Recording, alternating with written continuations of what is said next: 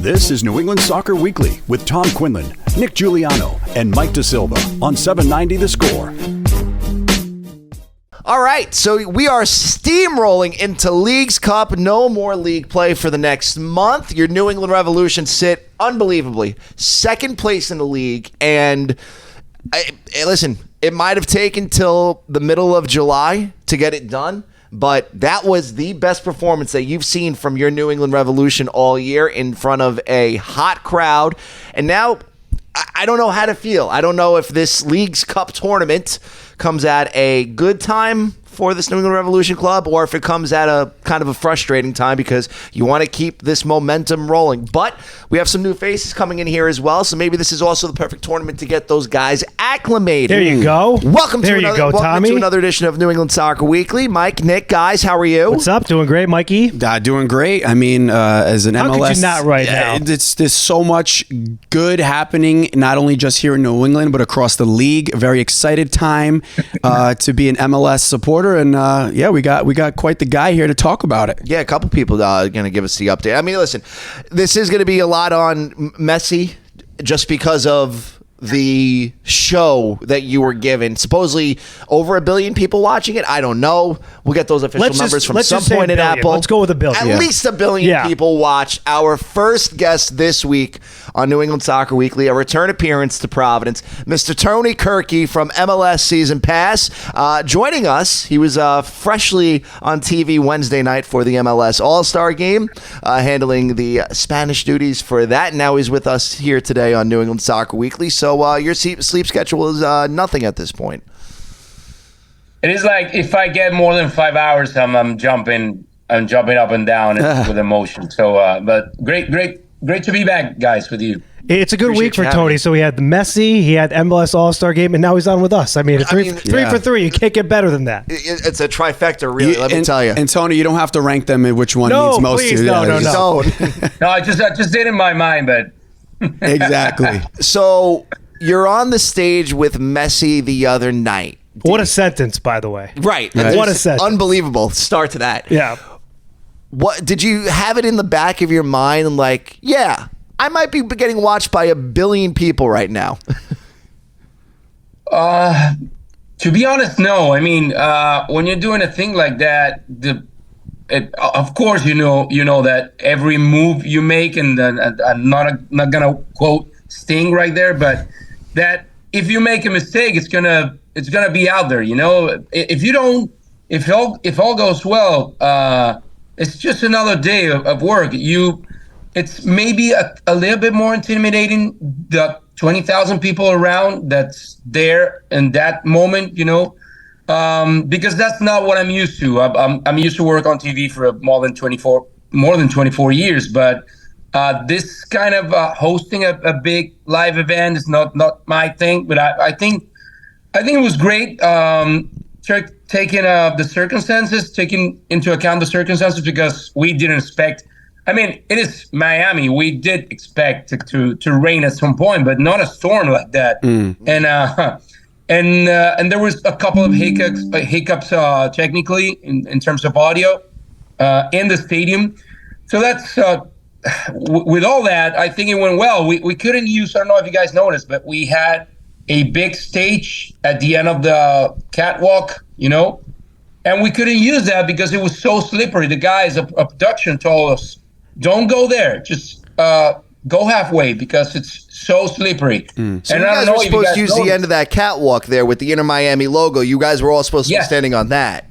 Yes, and imagine, I mean, when they finally called the families to join, which was in the original plan, that was meant to be on that big stage. So you got like 25 people on a kind of an alley. So it was complicated because of all the circumstances, but I think it went well. And I would say mainly because I think that Messi's speech was like heartfelt, was spontaneous, and that's what I liked most about the whole night, you know. And also Jorge Mas' speech, he was so eager to remind people that that those guys made promises of bringing very good players and that they're delivering. So it was just quite an emotional night. Yeah, I think, you really felt Jorge Mas, first off, talking to Kalen Kyle before he went up there and made that speech. And is that who you called out on a show? He did earlier? call out I Jorge did Mas. call out Jorge Mas for using the New England Revolution to say, hey, listen, give us our stadium in Miami because the Revs are going to get there is 5 miles away from the TD I'm just Garden. trying to help you It's with neither Twitter. here It's or a there. fact check We're thing, going that's to all. remind people of history. Okay. We don't have to go there. It's a nice moment for Jorge Mas. Understood. Who I don't want to call out now in this moment because you're happy for him because he's a kid from Miami. Gotcha. He's got family that's Cuban immigrants. Like, this is the American success, the American dream story living out right in front of our eyes. And, it was very cool to see that. And then, like you said, the speech from Messi, does he know, like, Americans kind of want to hear him speak? Is he, a little bit more aware to that? Because, I mean, obviously in Europe, soccer. You don't really hear different. soccer players make speeches. You really That's what don't. you're trying to say. But in America, I think the average American soccer fan that only watches the 4 major sports, if they hear Messi speak, they're going to be locked into him. Whether he speaks English or not perfectly, I think that when he speaks, he's one of those guys that you listen to. So, do you think he'll be comfortable talking to Americans like that on a regular basis? Well, it's not that public, and it's gotten better with the years around that the part of a football career, of a soccer career, that you need to be there, you need to connect, and if you're like the biggest star in the game, it's people around you will want you to be out there, be outspoken. So of course the league and Air Miami would love for him to be communicative in a regular basis, but it's not like that. I mean, he doesn't love the spotlight. Neither does Sergio Busquets, which I was kind of surprised at. Also, he did a speech in English, but I think that more and more he's going to be surrounded by people that is going to tell him that it is good for the league, it is good for him, it is good for this partnership, that he gets out there, that he's try to connect with people besides what he does on the pitch, because I know that's the connection, and that's why after a terrible storm, 20,000 people remained there, and they weren't going to move, even if that thing was going to get done by 1 a.m, Yeah. Well, that was my next point, too. I mean, it was such a big moment. It's a game changer. We've talked about it on this show for months now, Tony, but through the screen, it just felt big. How did it? I know you're working, but how did it feel in the stadium with all of those people? That moment, which is a different moment. You don't really see that at all. A specific ceremony for someone coming into a league. What did it feel like just being there?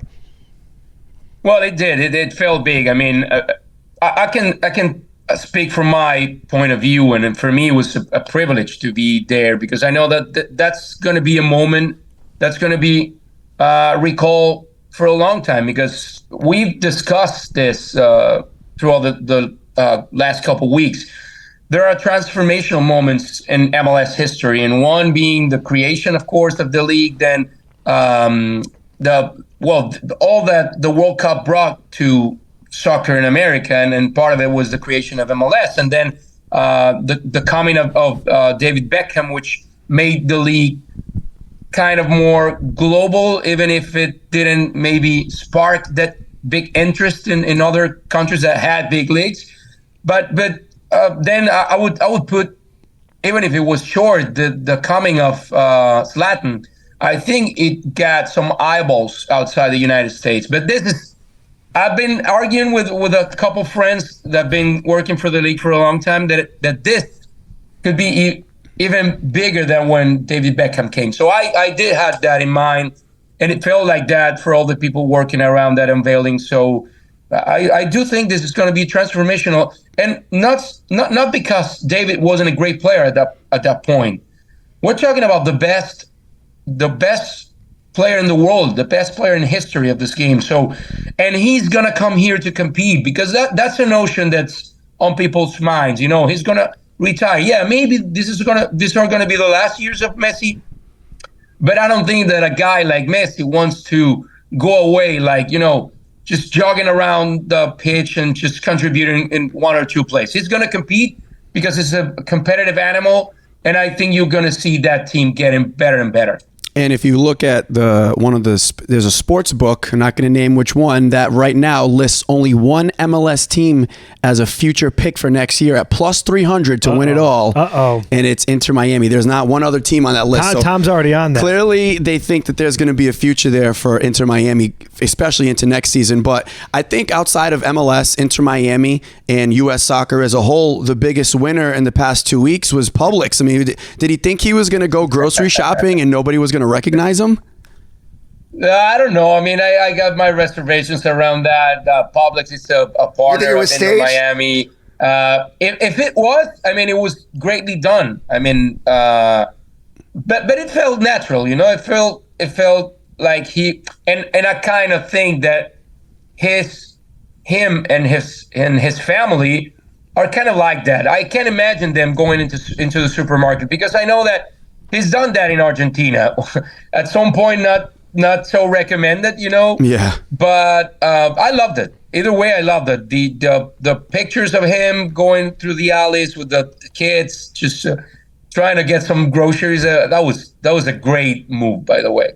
Do we know if he has any like cereal? Well, there was a few cereals there. No names, but they were pretty prominent right in the front of the cart. They were right there. He's getting into the American sugar lifestyle. He's going to be over 50 pounds and eating McDonald's in no time. Somebody like Messi. Tom, look what he's building the team. This is what he's doing now. He's bringing all these guys post-American retirement life. I'd be living that life too. I don't think so. I think Tony's right. I think he's going all in. No, I do. Listen, I think when you see, first off, you got Busquets here now, you got Messi here, and then you see the names that are floating around. He wants this thing to be successful, all right? And I think it's going to be, on paper, unbelievable for curmudgeons like me that like to kvetch about things in life. Yeah, you don't say. That's an understatement. The roster rules are a separate issue. But yeah, listen, you want to talk about winners of the week? I think Apple has proven to be the best thing that has ever happened from a media standpoint to American soccer. Like, and I know you mentioned the technical difficulties. It happens. I mean, you're dealing with a monsoon at the same time. Exactly. By and large, Apple has done an exceptional job presenting MLS in a way that I don't think anybody that's been following this league from day one has ever seen before. ESPN has not done this. You know, the reason why the Messi thing felt different, I mean, it felt like a big event. It felt like you were watching a pay-per-view event. And I think Apple has fully shown in the first 7 months here how committed they are to making this work with MLS. Yes, totally. And being on the inside of the building of this whole operation, because take this into account. You're building a TV network from scratch, and that was like with 5-6 months notice. So year one is just the beginning. Let me tell you this. I mean, I think it's been great. I agree in the sense that if you compare what MLS fans had before, there's no you cannot compare. You know, this is another level of quality. This is another level of commitment. The fact that you have all condensed into the app and that it's easy to access, and that you can have it on demand at any time. The content around players, around teams. I would say that priority this first year is just to deliver it in a clean and good way, and then it'll come much more, you know. And they're so committed. Apple is so committed to transform the soccer landscape in the United States. Yeah, I mean, even last night with the All-Star game, like, I'm not an All-Star person, Tony. I don't even think the game is necessary. The game on the field last night kind of proved my point. But going into it, watching the pregame, watching the on-field festivities, skills competition. It made it. But my point is, it made it feel bigger. Where on sometimes the other networks, it was kind of just to the field and here we go. You know, no pregame show, no actual in-depth analysis. I'm guessing you guys were watching the English broadcast. So next time I'm going to start quizzing you guys about our Spanish broadcast. So get in line. Yeah, I'm gonna have to start taking like Duolingo or something like that, or learning how to speak Spanish. I have a little bit of Portuguese background. It's similar to Spanish. Hey, Just want to say we have Diego Valeri in there. That's a big legend. I know it's not a New England guy. Marcus Balboa too. I mean, you got your lineup. You got your stars over there. Balboa, yes. Talking about legends, so Hall of Famer.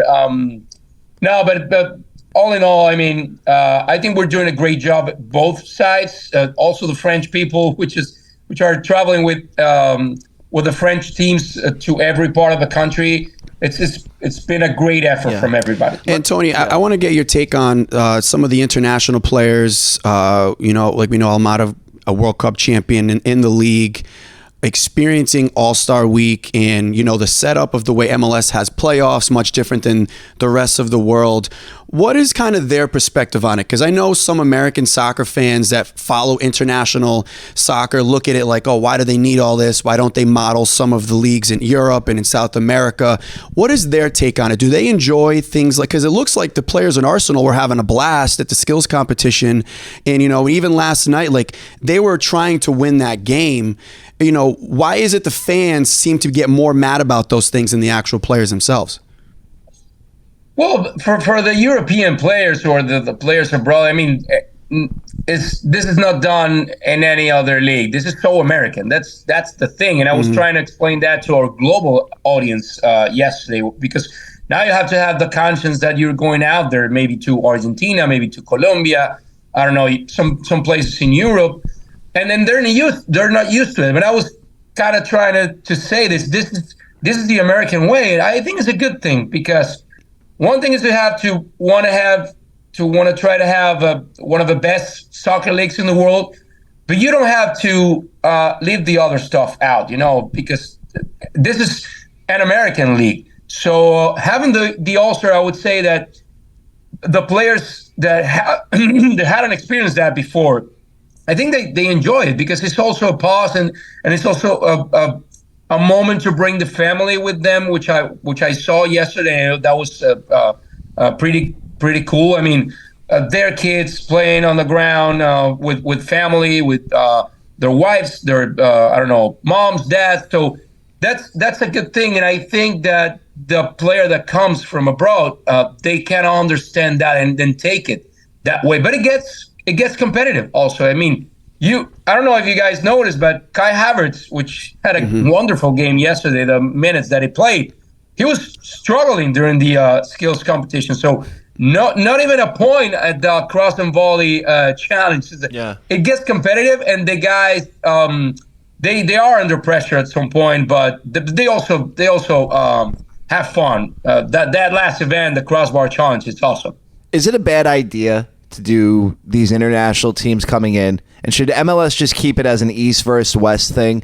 Because we are celebrating what is probably the most historic season in MLS this year with everything that's going on, but does it take away from all of the momentum that the league is building when you have Arsenal come in and their backups do Showtime 5-0 on the MLS play the majority All-Stars. of their starters.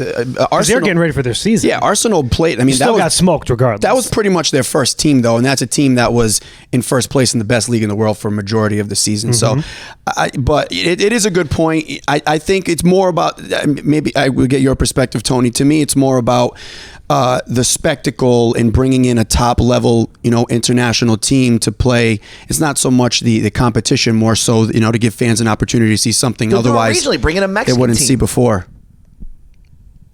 Well, let me tell you something. I'm not against those type of teams coming into the All-Star, and if you go through history, there were some great moments for MLS teams. I mean, I was talking to Diego Valeri yesterday about 2014, they beat the Pep Guardiola Bayern Munich.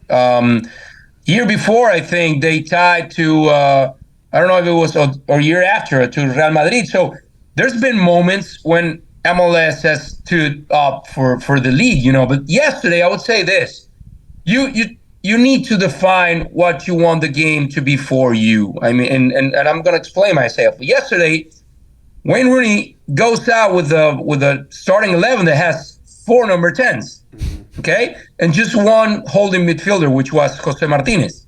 So, you want the guys to have fun? Okay, go at it. But there's there's no fun in allowing 5 goals in an All-Star game. You know what I mean? So you have to find a balance. And I know that building the roster was also tricky because when you went voting for the players, there were like some restrictions. You couldn't put a player in some position that he could be good at.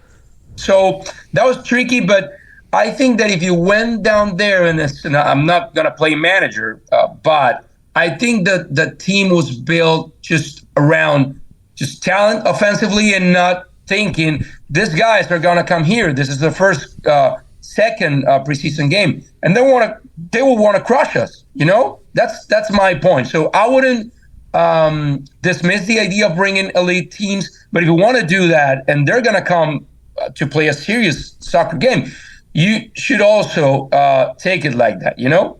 And it was very evident when there was a free kick opportunity and Almada and Carlos Gil both step up, which, by the way, I know Almada has 3 goals. Yeah, but that's a heel. You got to let the lefty. That's a lefty there. Well, that actually brings me to my question for you, Tony. I mean, Carlos Gil, part of the All-Star game last night that you were on the call with, the Revolution, the last 8 weeks have just been really playing better and better. It's directly correlated to Carlos Gil. He's just been playing otherworldly right now. Obviously, this is an MVP player. This is a player season after season who we love to watch. But why do you think he's so dialed in this year and playing just on this next level consistently every week? I think he enjoys it. I think he's got the right attitude in this league. I think he's very talented, very intelligent player with a sense of the feel of the pitch of what is happening around him that is not so common in this game. So this is a league that has great number 10s, and you got Lucho Acosta, you have Gil, you have Celerayan. I mean, the talent is there. And speaking around Carlos Gil, I know that if that guy and Gustavo Bo can spend more time together on the pitch, that's only going to bring good things for New England. I mean, that partnership, especially, I know that he connects with every other teammate in the offensive side, but I don't know. For me, when I see those two, I see a special connection. So I think that if Gustavo Bo can stay healthy this year, and Carlos is going to be there regardless of some crazy suspension, I think that New England has a great chance to succeed in the playoffs. And let's see what Chancalay brings in when he starts playing. Yeah, we saw that vision against DC. I mean, we talk about it week in and week out, but he was just, I mean, it was unbelievable. Had an unbelievable game, too. You can't downplay the performance that he had, putting in 2 goals in the back. Great, but he gets put in that position because of Gil's balls and how the vision. It's just his balls to Ian Harps. Yes. Yeah. Oh, my gosh, this guy. This is a professional show, believe it or not. Let me ask you, Leagues Cup starts this weekend. Was it that funny? It was hysterical to me. Leagues Cup, you watch the video back on YouTube. Leagues Cup starts this weekend. Is this a risk for the league to get involved doing this type of in-season tournament? To go a month without any league play competition kind of seems like, whoa. Like, this is new for the league almost a little bit, right? Yeah, I mean, this league, this is my perception, it's willing to take risks. And I think that's good for a young soccer league.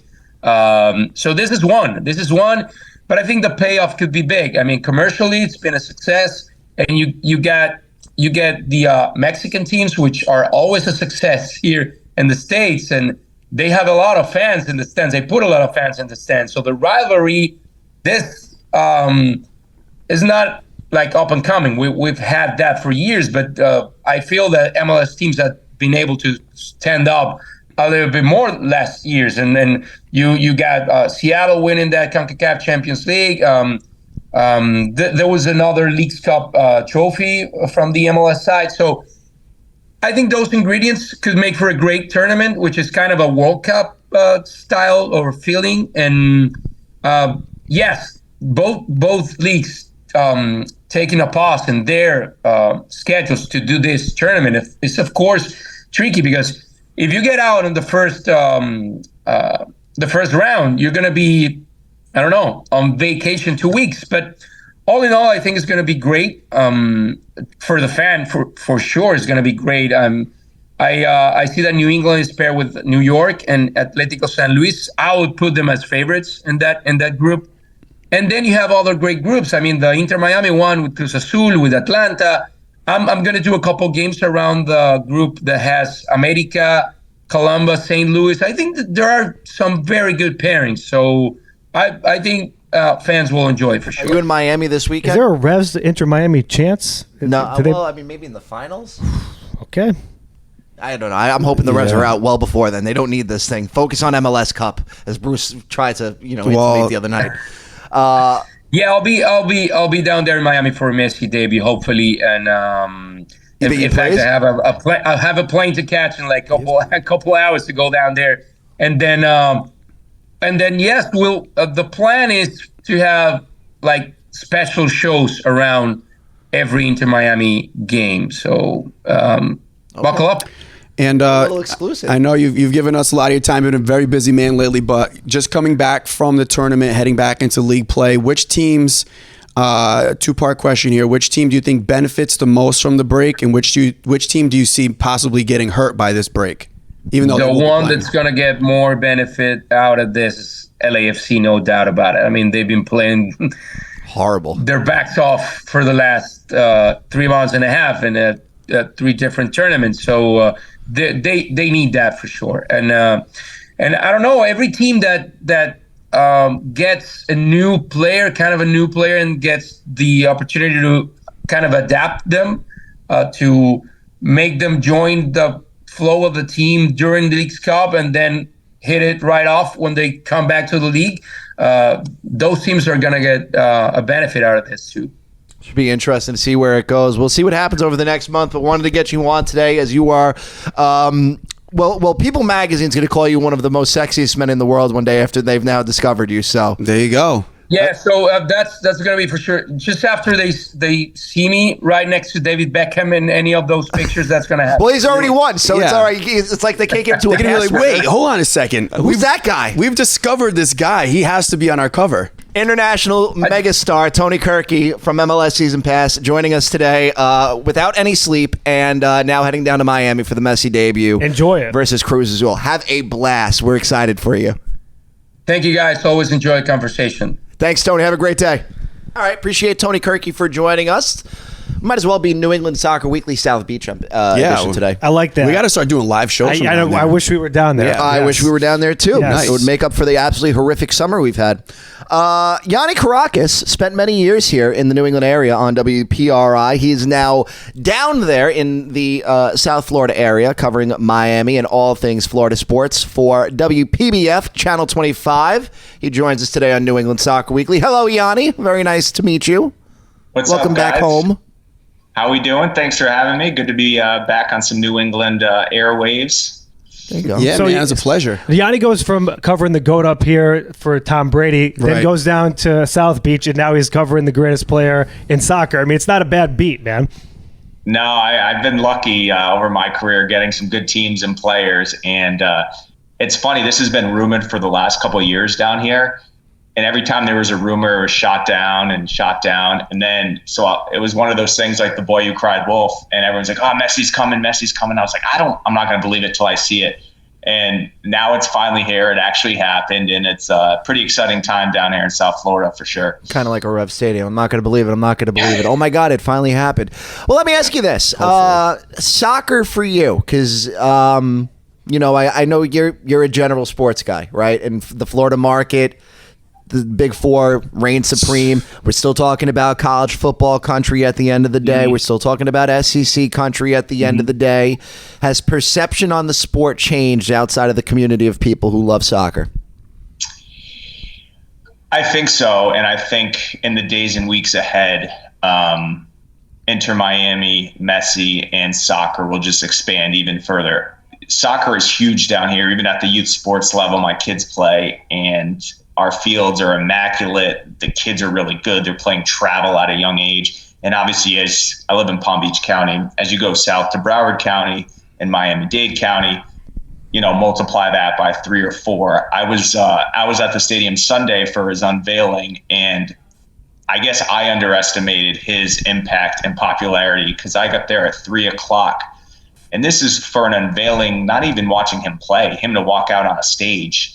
And people were there 3 hours beforehand like it was a World Cup game. And every single person had a Messi jersey on, either the new black and pink Inter Miami jersey or his Argentina national jersey. So I've been floored by the presence by him. And even anecdotally, I think Inter Miami's Instagram page now has more followers than all MLS teams combined, plus the league's account. So just it's sort of been this lottery ticket for that team specifically. So, Yianni, just to expand on what Tom said too, how does your specific coverage on your station change? Because I'm sure soccer probably doesn't even make the broadcast until Messi comes down here. You have all of these other sports that you're covering, but this is the biggest thing right now, so that's got to be in the fold. Yeah, you're absolutely right. So because MLS is on, Apple TV, and Inter Miami has gone winless in their last 11 games. Like, we haven't been showing a lot of Inter Miami highlights, but now that all changes, of course. We were there Sunday, his first practice on Tuesday, first training, I should say, to use soccer parlance, was a big story. Obviously, his first game tomorrow night. Then they play Atlanta next Tuesday, and then they'll start getting into the MLS games. So, yeah, we will for sure have a more soccer presence within our sportscast. And it's one of those things like, you guys, cover soccer well. It's sort of like hockey in that way. It has this hardcore niche crowd. But I think this now is going to come to the masses even more. And it's funny, there's people I would consider non-sports fans who are like, oh, that's so cool, Messi, Messi, Messi, where they wouldn't maybe say that about the Miami Heat or the Miami Dolphins. So I think his popularity goes into that portion of the population who aren't even traditional sports fans. Well, let's bring that back to New England for a second, because I always been fascinated by this topic when it comes to media coverage and it comes to Major League Soccer. You right now are going to speak for all of New England sports media. Oh, boy. Sports talk radio and sports we want television. him to come back on the show. I don't want to. You will not be held responsible for the actions of these media companies over the past several years, but it's worth asking this question, especially for somebody that's always been in a high-ranking departmental decision when it comes to sports broadcasting and local TV stations across the country. Here in New England, why did nobody give a crap for years? Why is it that sports, coverage always neglected the New England Revolution? It took, they've had great teams in the past. Didn't matter what they did in the regular season. Before Bruce Arena got here, the only time that this team ever got traction was when playoff season came around. For years, it's been neglected. Is it a craft issue? Is it a presentation issue? Is it that there's not a concerted enough effort to bring in outside media? Why don't the New England Revolution break through when it comes to TV, radio, and the newspaper market up here? That's a good question. I think it's sort of the chicken and the egg thing, right? Like, people, media members, and, I'm guilty of this from time to time. You'll warrant coverage by saying, well, people don't care about this or they don't care about that. And that is short-sighted because maybe they don't care as much because we're not giving them the coverage, right? So I think a little bit is probably laziness. Like, it's easier to cover the Patriots and Red Sox and Celtics and Bruins because other people are covering it. You're listening to it on sports radio. You're reading it, online or in a newspaper. If you want to go back years, you're seeing it on local news. So for you, like for us at WPRI Channel 12 when I was there, it was like, all right, we'll show the highlights and maybe we'll do a feature story or two. But like, once the Patriots got going, we sort of just forgot about it. So I think fans probably, it's funny, when I get enough emails about a certain thing, I react. I don't know if that's always a good thing, but if enough people call and email and say, hey, we need more Reds coverage. I'm like, hey, the people are speaking, people are reaching out, they want this. But if I by myself am not saying people deserve this, then that's sort of lazy on my part. I don't know if I'm answering your question, Dar. I think it's more, I think it makes sense. For example, WBZ in Boston, I think they did they did some contract with the Reds where they really beefed up their Revs content last year. And that may have to do with their contract with the Patriots as the Patriots station up in Boston. But they had reporters at games. They were doing feature stories, and I was like, oh, this is really good. It's really quality content, like they were covering the Patriots. And I don't know if the other markets or stations followed suit, but I feel like they were sort of at the forefront of let's give the Reds actual good coverage. Right. Because NBC Sports Boston didn't. I mean, let's be honest. I mean, it was a partnership that was you're the little brother that needs to tag along. You're the older brother is the Patriots, and you have to bring your little brother with you. And the New England Revolution have to follow you everywhere, and that's the way the Crafts have treated the entity, right? If you want the Patriots coverage on Sports Hub, you also have to carry Revs games, right? Mm-hmm. If you want to have some exclusive Patriots coverage for NBC Sports Boston, you have to do some exclusive stuff for Revs games. It's just, and you are answering the question, because I think laziness is the biggest thing. A lot of these guys don't want to go out there and discover the story of why is Giacomo Vrioni not able to assimilate into the league as quickly. It's also the point that he made about the caring about it. You can almost see it in real time, especially with social media. A tweet from the Patriots account about training camp may get 1,000 retweets, whereas the final score of a Revolution game from their account might only get 25. Yeah, right. So it's things that you make the point that we live in a market where we have had sports teams that have existed for a century, and some of them that have existed just under that. So in a league that's only 27 years old, right, it's still an infant for a lot of the people that are listening to sports radio, that are following local news and getting their coverage from that. So all of that makes sense. But for somebody like you, is it a craft thing? Do you think the Crafts care enough about their own product where they should have been more aggressive reaching out to the TV stations, both up in Boston, down here in Providence? I would say the Crafts could do a better job for sure. I mean, I think getting them a new stadium, soccer-specific stadium, will help. I also think, look how popular Atlanta got. Atlanta's a terrible sports market. They're the most fair weather fans ever. But they were good, and they got fans in that building, and they were selling out Mercedes-Benz Stadium or whatever it's called. So I think you just need to make a comparison down here, the Florida Panthers hockey team. We're in South Florida. This isn't really a hockey market. They got good. They made their game presentation fun. So I bring my kid to the game. He has a good time. He thinks it's cool. He's a fan for life. So I think the Reds got to do sort of a better job outreaching to, and I'm sure they do this with youth soccer and so forth. But I remember I went to the first Revolution. I don't know if I went to the first game or, that first season. It was so cool because it was this new thing, and I was a soccer player at the time. But so I think the Reds could market it better. I will say from a media perspective, they were really accommodating. They would say, hey, do you want a player in studio? We'll bring them down to East Providence. And that's obviously not something the Patriots would do. We have to hound them if we wanted a one-on-one interview, even on their stadium. But they would bring us players all the time. So I think they do a good job of making it easy to cover them. But yeah, I think the Crafts, because so much is put into the Patriots, it's like the stepchild, so to speak. Yeah. I live with these answers. So weather aside, what's one of the biggest and family aside, what's one of the biggest things you miss about covering the teams up here? Because the Florida teams that you've been covering lately have been on a run, just like when you were up here in New England. So they need to finish the job, but they get there. I like that. I like that. Well, actually, it was. I have these weird inner struggles. The Heat beat the Celtics, and the Florida Panthers beat the Boston Bruins. So it's the team I cover beating the team I'm a fan of, and it's this weird dynamic where I'm rooting for the team, but it's good for my job and my station if this team wins. So weirdly, they've been playing a lot. The biggest difference is when I covered the teams in New England, I grew up a fan of those teams. So you just have you have the history. Oh, I remember that game in 1996 with Terry Glenn and Drew Bledsoe. You remember those things. And then all your buddies, you're on a text chain with all your buddies. I'm sure you guys are during any game, and you live and breathe everything. Here, obviously I follow the teams and try to do the same job I was doing up there.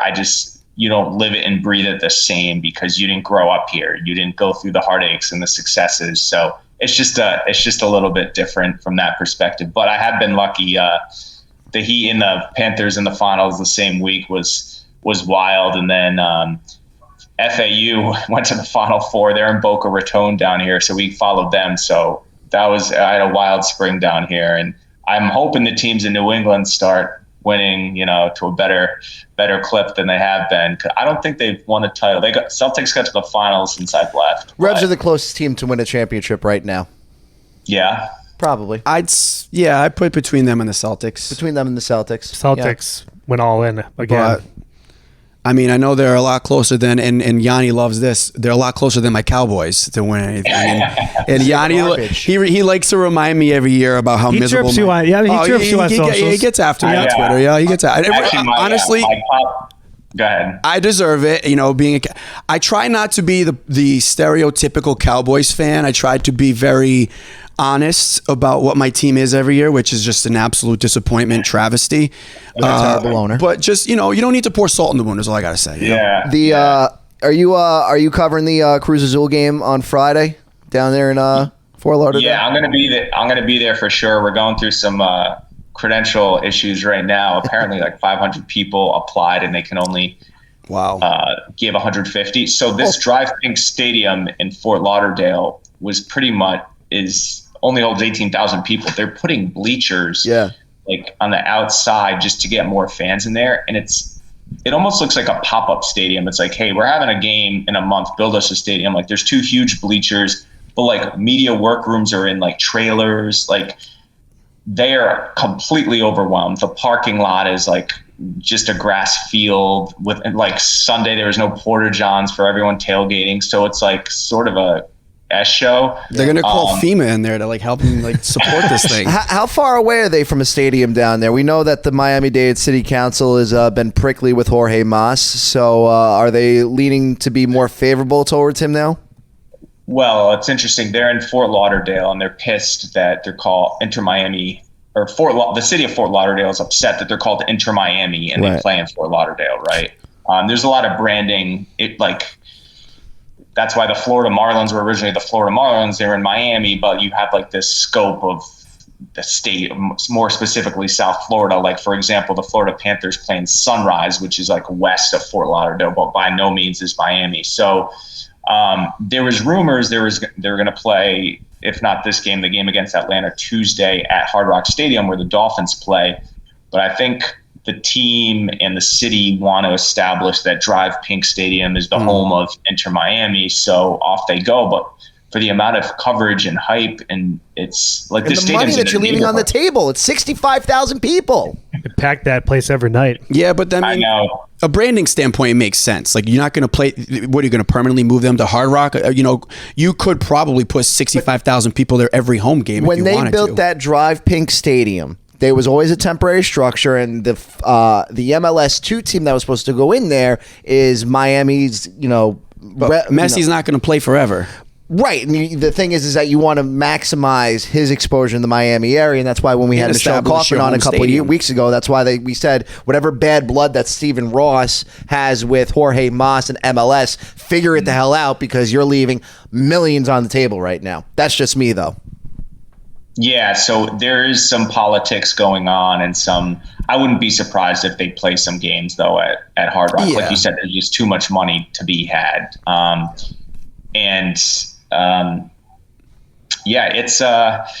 it'll be something. And the other thing this time of year is, and this happened Sunday, is the weather down here is so temperamental. You get storms, so it's like I just hope it goes off tomorrow night without a hitch, because like between lightning delays and everything else, it's craziness. Oh, get ready for lightning delays in MLS. They're a blast. People will be watching regardless. That's for sure. Yianni Kourakis is a New England sports TV legend. We appreciate his time here today to join us on New England Soccer Weekly. If you are ever down in the West Palm Beach area, make sure you're watching ABC 25 WPBF, the number one source for news and weather coverage for the Palm Beach and Treasure Coast.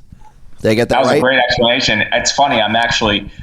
There's so many snowbirds from New England that come down to this area that once in a while I'll get an email being like, wait, weren't you my sportscaster in Rhode Island and now you're my sportscaster in Florida? Like they think I'm a snowbird. Like, what are you doing following me? Yeah. That would actually be the dream, because I would love to be up there in the summer instead of here because it's so gross and sticky. But yeah, a lot of New Englanders down here, especially snowbirds. And I hope I'm a Northeasterner that moves down there one day. By the way, Manifest it, Tom. Manifest it. WPRI has been very good with Revs coverage this year. Mo Holtzman, who is I guess he's an intern with WPRI. Well, Taylor was there a few weeks ago. I don't know and Taylor. Maury. Is that one of the? Okay, She was there. Yeah. Yeah. Well, I know Mo, and I know Mo's been doing a lot this year. So shout out to him. He's a really good hard worker, and I don't want to neglect the work that WPRI is doing. So respect to WPRI. Don't tell Valicenti. Yeah, my former colleague's doing a great job as always.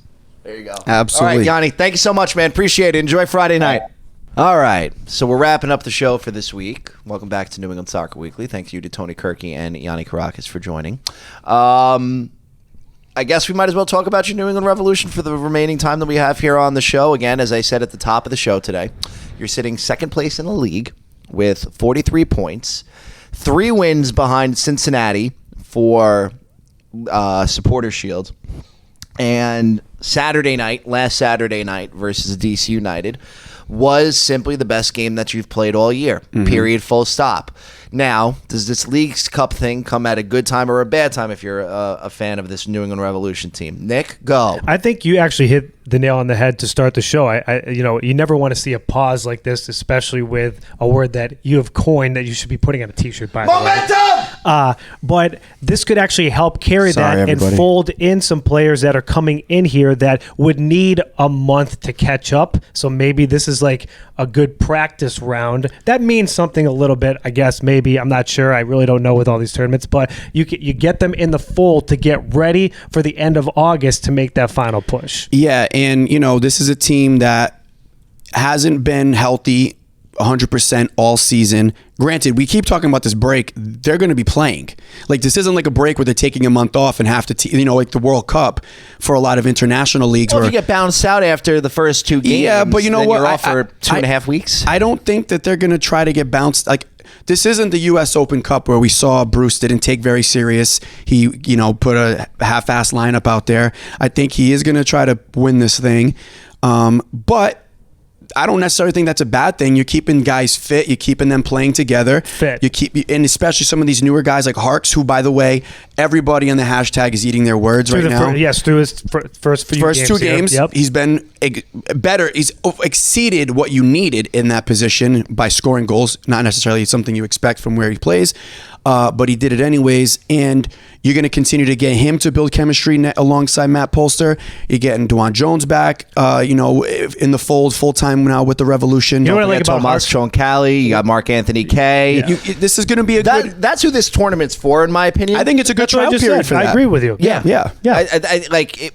I don't know when Troncalli gets in here. It's kind of like I think getting bounced early actually hurts them more. that. In that sense, yes. But Keep them game fit. Yeah. Get these guys back in the fold. Get ready for the some end of guys could August. probably use some time off. Like I think And maybe they will. Gustavo, I think, is one of those guys that Well, he seems like he just always came needs back. time off. I know, yeah. but you can't trust him to stay healthy. So would you rather have him fresh for October, or would you rather risk it and play him out in leagues? No, of course. Obviously. But I think if they're in this discussion we have every time, Polster could use some time off. if they're fit and they want to play, This is their job. Bruce, because this is also, whereas the U.S. Open Cup matches aren't broadcasted, this is the difference. This is a tournament that the league wants to be taken very serious. There's a stake in this for every team in this That's league. why Messi's playing it. But at the end of the Exactly. day, if you're, but that's it's different for Miami than it is for the Revolution. I'll tell you why. If you're the Revolution, the only trophy that matters is MLS We're Cup. not and saying we're not that. disagreeing with you. But if it comes down for Bruce to decide, hey, do I go all in and try to win this Leagues Cup thing, risking these guys are health? professionals. They're going to go like this.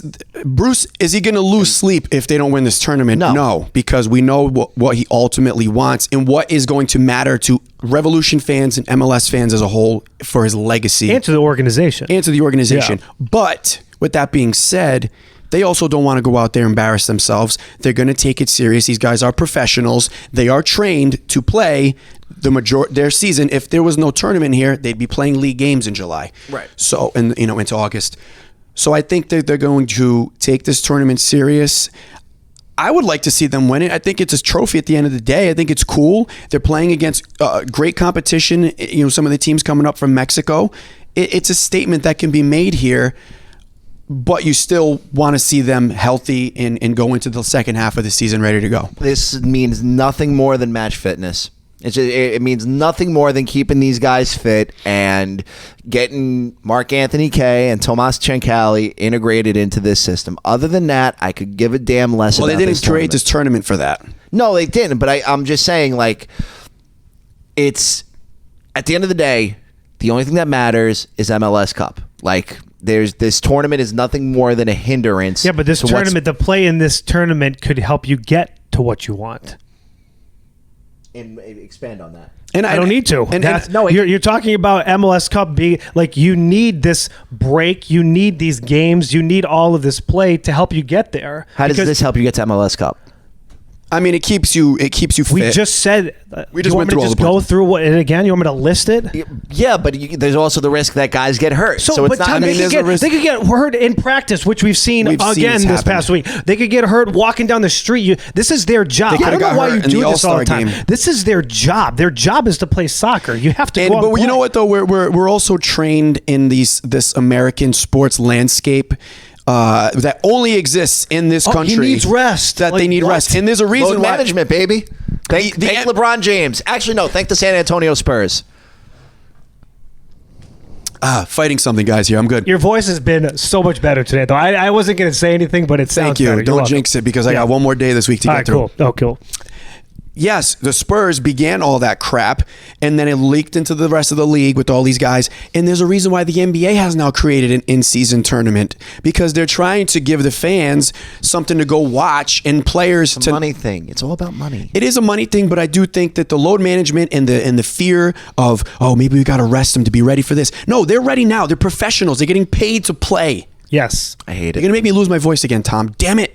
Don't let them do it. Well, the Revs kick off this stupid Leagues Cup coming up tomorrow night. Imagine when they win, it was just bookmark this. If they win this tournament, Tom's going to be like leading the parade. He's going to be leading the parade. You and all your hashtag cronies about some dumb, oh my God, the tournament doesn't matter. Yeah, who had this take that Tom's doing right now? Like, who had it on? Somebody had it. And I see, the more I see. You want to know who had this take? Bruce.